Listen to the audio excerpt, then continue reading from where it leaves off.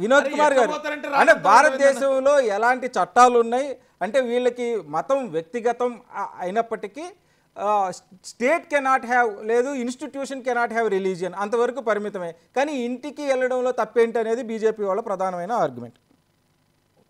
నువ్వు ఇంటికి వెళ్ళడం తప్పు కాదండి. ప్రధానమంత్రికి మణిపూర్ లో స్పందించిన స్పందించిన స్పందించిన ప్రధానమంత్రి అనే వ్యక్తి, కనీసం విజిట్ చేయని వ్యక్తి ఇవాళ ఒక సీజీ ఆఫ్ ఇండియాకు చిన్న కార్యక్రమం అది, అంటే గణేష్ పూజ అనేది చాలా చిన్న కార్యక్రమం, అది ఒక ఇంట్లో చేసుకునే కార్యక్రమం.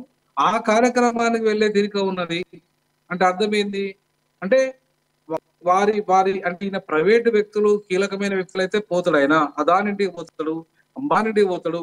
ఒక ట్రైబల్స్ ని మారణ హోమం జరిగితే వాళ్ళని ఆడవాళ్ళని విచక్షణ అయితే బట్టలు ఇప్పేసి మొత్తం ఊరేగిప్పి మగవాళ్ళని చంపేసి వాళ్ళ యొక్క తలకాయలు తీసుకొచ్చి ఇంటి ముంగట గుమ్మం మీద నిలబెడితే ప్రపంచమంతా నివ్వరపోయే విధంగా మారణ హోమం జరిగితే అక్కడ ఒక మాట మాట్లాడిన ప్రధానమంత్రి, అక్కడికి విజిట్ చేయని ప్రధానమంత్రి, ఈ ప్రపంచంలో ఎక్కడ ఉన్నాడంటే అట్లాంటి ప్రధానమంత్రి ఉన్నాడా? మరి ఇట్లాంటి ప్రధానమంత్రికి ఈ ప్రైవేట్ ఫంక్షన్ లో పోయే టైం ఉంది, ఆయన సీజే కోమో ఆయన పిలిచే టైం ఉంది. కనీసము అక్కడ జరిగిన మారణ హోమం మీద ఆ జ్యుడిషియరీ స్పందించదు సరిగా, ఆ ప్రధానమంత్రి స్పందించడు సరిగా, హోమ్ మినిస్టర్ స్పందించాడు. మరి ఇంకెవరు స్పందిస్తారండి? వాళ్ళు న్యాయం చేసే వాళ్ళు ఎవరు? న్యాయం ఎట్లా జరుగుతుంది వాళ్ళకి?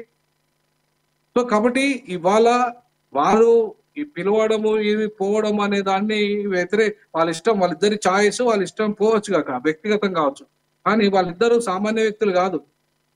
వాళ్ళు చాలా ఈ దేశంలో అత్యంత కీలకమైన పదవులలో ఉన్నవారు. ఒకరు అసలు ఇలాంటి సాంప్రదాయం భారతదేశంలో ఇంతకు ముందు ఎప్పుడన్నా జరిగిందా? ఇలాంటి సాంప్రదాయం ఎప్పుడన్నా ఉందా? కేజీ బాలకృష్ణ గారు కూడా ఇఫ్తార్ విందుకి, ప్రధానమంత్రి గారు ఇచ్చిన ఇఫ్తార్ విందుకి, అది కూడా ఒక పబ్లిక్ ఫంక్షనే కదా, అదేమి ప్రైవేట్ సెరమనీ కాదు. అక్కడికి ఒక 100 మంది పైగానే అటెండ్ అయ్యారు, ఎంపీలు అందరూ అటెండ్ అయ్యారు. దానికి దీనికి కూడా చాలా వ్యత్యాసం ఉంది. ఇది కంప్లీట్ గా ఒక ప్రైవేట్ ఫంక్షనే కదా. ఇదైతే కంప్లీట్ గా ప్రైవేట్ ఫంక్షన్, అది కొంత ఫంక్షనే. కాబట్టి కేజీ బాలకృష్ణన్ గారి మీద కూడా తర్వాత చాలా ఆరోపణలు వచ్చాయి. ఆయనకు ప్రభుత్వానికి ఉన్న సంబంధాలు, తర్వాత జడ్జిమెంట్ లో ఆయన ఫేవర్ గా ఇచ్చిన సంబంధాలు, తర్వాత ఆయన అల్లుడు ఎట్లయితే డబ్బులు వ్యవహారాలు అవన్నీ నడిచినాయి అనే విషయాన్ని చాలా స్పష్టంగా కేసులతో సహా ఫైల్ అయినాయి. తర్వాత బార్ అసోసియేషన్, ఆ రోజే సుప్రీంకోర్టు బార్ అసోసియేషన్ ఖండించింది ఆయన వెళ్ళడానికి, ఇఫ్తార్ విందుకు వెళ్ళడానికి ఖండించింది. ఇవాళ కూడా బార్ అసోసియేషన్ కూడా బార్ అసోసియేషన్ చెప్పింది ఇది సంకేతాలకు దారితీస్తాయని చెప్పింది. మరి ఎందుకు చెప్పింది బార్ అసోసియేషన్? ఈ తప్పుడు సంకేతాలకు వెళ్ళడం అనేది ఒప్పుకోదు. ఎందుకంటే వాళ్ళు బార్ అసోసియేషన్ ఇవాళ కొన్ని ఎథిక్స్ ను పాటించడానికి కొన్ని ఎథిక్స్ ను క్రియేట్ చేసుకుంది. జుడిషియల్ ఎథిక్స్ కమిటీ ఉంది. జుడిషియల్ ఎథిక్స్ కమిటీలో కొన్ని మొరాలిటీస్ ఉన్నాయి. వాళ్ళు ఎక్కడికి ప్రైవేట్ ఫంక్షన్లకు వెళ్ళద్దు, చివరికి బంధువుల ఇళ్లలో కూడా వెళ్ళరు. మాక్సిమం చాలా చాలా వేస్తారు. మరి అట్లాంటప్పుడు ఈయన బంధువు కాదు, ఈయనకు బంధువు కాదు, ఈయన ఆయనకు బంధువు కాదు. అవునా కాదా? ఏంటి బంధుత్వం? ఏం బంధుత్వం? మనకి ఎక్కడ ప్రచారం లేదు. ఈయన స్నేహం ఉన్నట్టుగా మనకేం కనపడదు. ఈ ఇద్దరు కీలకమైన హోదాలో ఉన్న వ్యక్తులు తప్పుడు సంకేతాలకు 100% అవకాశాలున్న పరిస్థితి ఉంది. గతం మోడీ గారు వచ్చిన కాంచెల్లి స్వయం ప్రతిపత్తి ఉన్న సంస్థలన్నిటి క్లోజ్ చేసే కార్యక్రమంలో ఉన్నాడు ఆయన. ఇప్పటిదాకా అంటే ఈవెన్ చీఫ్ ఎలక్షన్ కమిషనర్స్ కూడా ఆయన ఇష్టారాజ్యంగా రాత్రి మార్చిండు. ఇష్టారాజ్యంగా ఇవాళ ఎన్నికల వ్యవస్థ నిర్వహించడానికి కారకుడైండు.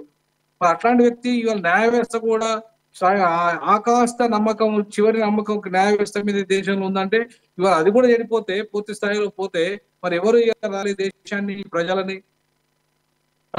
కాబట్టి ఖచ్చితంగా న్యాయ వ్యవస్థ మీద బాధ్యత ఉంది. అందులో సీజే గారి మీద ఇంకా ఎక్కువ బాధ్యత ఉంది. ఈ దేశంలో రాజ్యాంగాన్ని రక్షించాల్సిన బాధ్యత, ఈ ప్రజల యొక్క హక్కులను రక్షించాల్సిన బాధ్యత, రాజ్యాంగం యొక్క విలువల్ని, తన ఎథిక్స్ కమిటీ బారు రూల్స్ ని, అట్లా జడ్జెస్ ఎథిక్స్ కమిటీ రూల్స్ ని పాటించాల్సిన బాధ్యత ఎవరిది? సీజే గారిది.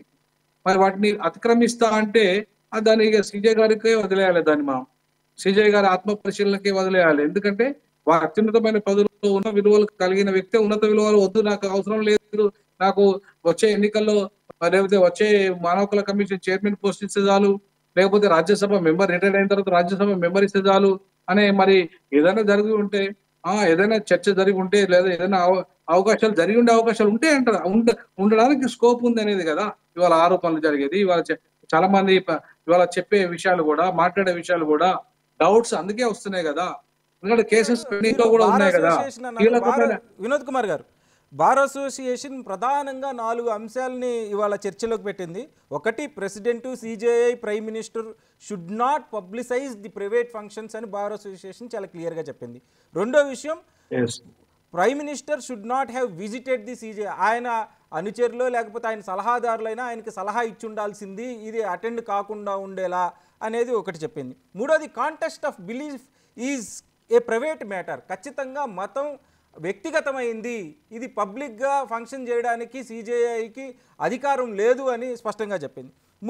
నాలుగోది, what message do you send to various levels in this country. అంటే మిగతా జడ్జెస్కి, వేరియస్ లెవెల్స్లో ఉన్న జడ్జెస్కి, హైకోర్టు జడ్జెస్కి లేదు డిస్ట్రిక్ట్ కోర్ట్ జడ్జెస్కి మీరు ఎలాంటి సంకేతం ఇస్తున్నారు, రాజకీయ నాయకులతో కలిసి పనిచేయమని సంకేతం ఇస్తున్నారా అనే ప్రధానమైన 4 అంశాలని ఇవాళ సుప్రీంకోర్టు బార్ అసోసియేషన్ అధ్యక్షుడు కపిల్ సిబాల్ గారు మనం అడుగుతా ఉన్నారు. 100% వారు లేవనెత్తింది కరెక్ట్ క్వశ్చన్స్. ఇంకొకటి కూడా వాళ్ళు లేవనెత్తాల్సిన ఇంకో అంశం ఏంటంటే, ఈవెన్ ఎథిక్స్ అనేది సిజే పాటించకపోతే ఎవరు పాటిస్తారు? ఇప్పుడు ఈ దేశంలో ఉన్న వేలాది మంది న్యాయమూర్తులు మున్సిపల్ జడ్జితో మొదలుకుంటే ఆయన అందరూ కూడా ఇవాళ ఎవరు ఎదురు చూపు చూస్తారు, గైడ్ లైన్స్ చూస్తారు, సిజే ఆఫ్ ఇండియా ఇచ్చే గైడ్ లైన్స్ చూస్తారు. మరి ఏ రకమైన గైడ్ లైన్స్ ఇస్తున్నారు, ఏ రకమైన సంకేతాలు ఇస్తున్నారు సిజే గారు? మరి అట్లాంటి సంకేతాలు ఇప్పుడు రేపు ప్రతి మున్సిపల్ జడ్జి నుండి మొదలుకుంటే హైకోర్టు, సుప్రీంకోర్టు జడ్జిల వరకు కూడా రాజకీయ నాయకులతో సంబంధాలు పెట్టుకొని వాళ్ళతో వ్యవహారాలు నడుపుకుంటే రేపు న్యాయ వ్యవస్థను పరీక్షించేది ఎవరు?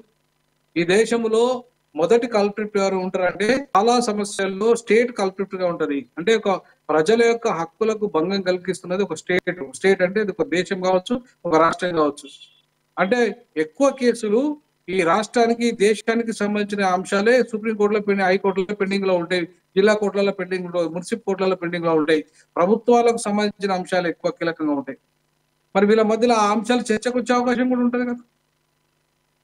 మరి అట్లాంటి స్కోప్ కల్పించదు కదా. న్యాయమూర్తులకి వ్యక్తిగత జీవితం ఉండదు కదా. న్యాయమూర్తులకి ప్రైవేట్ ఫంక్షన్ లో వెళ్ళే పరిస్థితి ఉండదు కదా. మరి సిజే ఆఫ్ ఇండియా అనే ప్రైవేట్ ఫంక్షన్ లో పోతే మరి మిగతా వాళ్ళ పరిస్థితి ఏంటి? మరి వాళ్ళు కూడా వెళ్ళాలనే కదా ఆయన ఇచ్చిన సూచన, సంకేతాలు. కాబట్టి ఇట్లాంటిది నిజంగా ఇంతవరకు న్యాయ వ్యవస్థలో గతంలో కేజీ బాలకృష్ణన్ గారు విషయంలో కూడా అది పబ్లిక్ ఫంక్షన్ అయినా సరే అది ఒక మతానికి సంబంధించిన అంశమే కాబట్టి అక్కడ కూడా విమర్శలు వచ్చాయి. ఇదైతే మరీ ప్రైవేట్ ఫంక్షన్, ఇది పూర్తి స్థాయిలో మతానికి సంబంధించిందే, ప్రైవేట్ ఫంక్షన్ ఇది. కాబట్టి ఇది ఇంకా ఎక్కువ విమర్శలకు వచ్చే దారితీసే అవకాశం ఉంది. కాబట్టి కపిల్ సిబాల్ గారు ఏవైతే లేవనెత్తిన అంశాలు ఉన్నాయో అవి చాలా కీలకమైన అంశాలు. అవి నిజంగా కూడా దేశమంతా ఇవాళ చర్చించుకోవాల్సిన బాధ్యత ఉంది. చర్చిస్తున్నారు కూడా. ఇవాళ మొత్తం ప్రపంచ మీడియా అంతా కూడా ఇలా చర్చిస్తుంది. ప్రపంచం అంతా చూస్తుందండి. ఇవాళ రేపు సోషల్ మీడియా వచ్చిన తర్వాత ప్రభుత్వ మీడియానే కాదు, సోషల్ మీడియాలో కూడా అన్ని అంశాలు ఈ క్షణాలలో వెళ్ళిపోతున్నాయి కదా.